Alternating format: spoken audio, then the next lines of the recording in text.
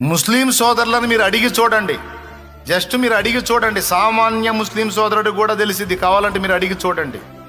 ప్రళయ దినమందు ప్రత్యక్షం కాబోతున్న వ్యక్తి ఎవరు?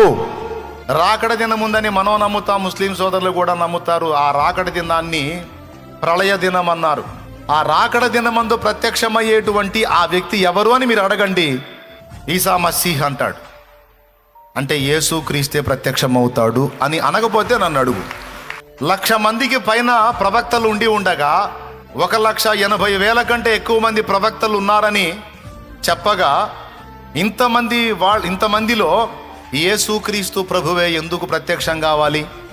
ఎందుకంటే సృష్టికర్త ఆయనే.